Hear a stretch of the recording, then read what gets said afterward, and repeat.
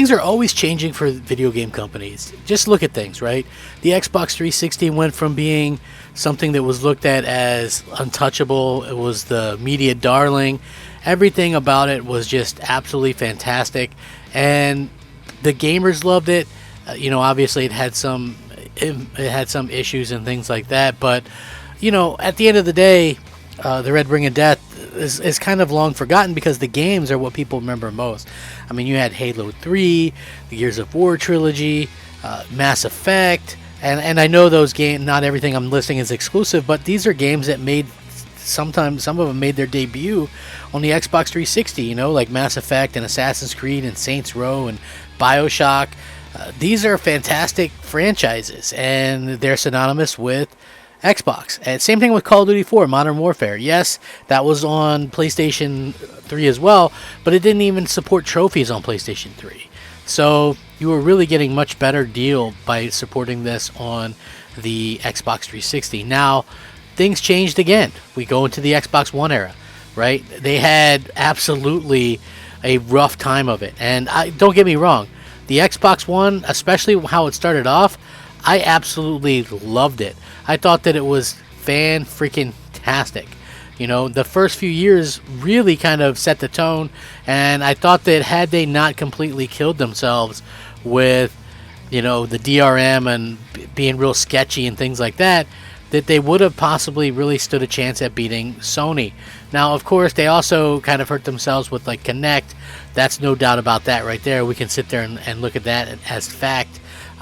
They really kind of painted themselves into a corner when Sony showcased games and things like that at the PS4 reveal, and Xbox really was more focused on some other things like TV and things like that, which is all good stuff, mind you, and we all use that stuff to this day, right? No matter what console we have, we use all the other features and all the other apps and stuff like that, and we don't even think twice about it. But the main focus of a video game console is obviously the games themselves, so we do have that to kind of look at.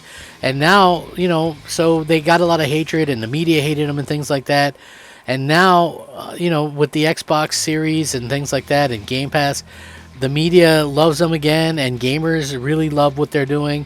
It really just comes down to if they're going to be able to transform the first party and get out of that old way of thinking, or the way that people think about the old Microsoft.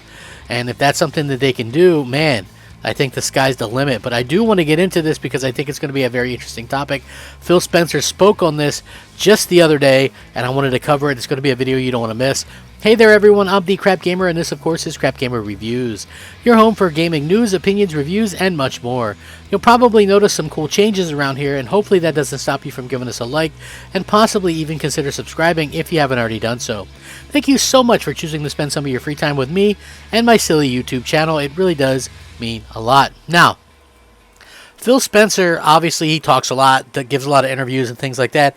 He was talking about the culture and the different type of way that Xbox and Microsoft is today versus back when Bungie was there, and he says they could have prevented Bungie from ever leaving in the first place. Let's find out if that's something you agree with or not. The original developer for the Halo games, Bungie, was acquired by Microsoft in 2000, before the release of the system-selling Halo Combat Evolved. The studio then parted ways with after they actually finished Halo Reach, after which it developed Destiny and its sequel, which of course has been going strong to this date. In an interview with Axios, head of Xbox Phil Spencer talked about the split, and interestingly enough, said that modern-day Xbox ecosystem wouldn't have had any problems in keeping the company. He says, and I quote, "Could we do it today? I think we could." Spencer did acknowledge that the reason Bungie chose to regain its independence at the time was understandable, seeing as the success of Halo benefited Microsoft far more than it benefited Bungie itself. And he says this, and I quote, "At the time, they had big ambitions. They had sold their business for a certain amount of money. They saw what Halo turned into, and it's like, okay, Microsoft benefited more than Bungie did from the success of Halo. There's no other story that could be written there." Now, referring to Destiny, Spencer added, "If you're saying, hey, I think I've got another one of those in me, I want to really take another chance, I can understand the allure of doing that as an independent company." Now, obviously, Halo's current developer, 343 Industries, is hard at work on its upcoming shooter Halo Infinite, which launches here in a matter of minutes, hours, really. The game's free-to-play multiplayer component is already available to play for a while now, and the single player is also getting rave reviews. So I think it sits around about an 86 or something like that on Metacritic. So it's being received quite well. We just have to kind of wait and see exactly what happens in the future in terms of, you know, getting some of the features that people want to see. And I think that that's exactly what we will probably see happen sooner rather than later, because clearly, you know, Microsoft is going to be very smart about this, and they're going to be very kind of, you know, play it safe when it comes down to what Microsoft and what they could do. But Microsoft is very much known for kind of destroying developers. And, you know, it's easy to say, well, you know, could that happen again? Listen, I don't know. I'm not a prognosticator, but at the same time, I think that it is interesting to see that Microsoft has maybe turned the corner. And you can look at some of the review scores of this year's games. Yes, not all of them are Xbox exclusive, but I think the quality is there, and they're kind of staying out of it in a certain amount of way. So yeah, I think that that is absolutely something that has helped them, and that is something that can continue to help them in the future. But they're going to have to continue to prove it year in, year out.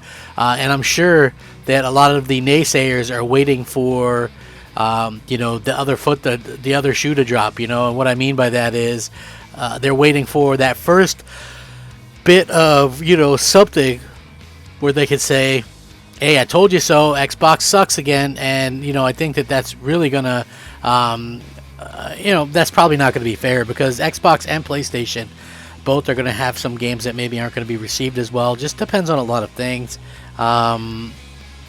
And you know what? I think that that's going to be one of the things that we kind of look at in the future and go, hey, Microsoft, this is when they really change things, you know? And I hope that that's how this continues to work out. I would love to see things kind of continue to go on in a positive way for Microsoft. I mean, listen, I'm not a huge Psychonauts 2 fan, but it was well received. I couldn't care less about PC side of things, but, you know, Age of Empires was well received. Halo was well received. Forza Horizon was well received. That's good things as far as I'm concerned, right?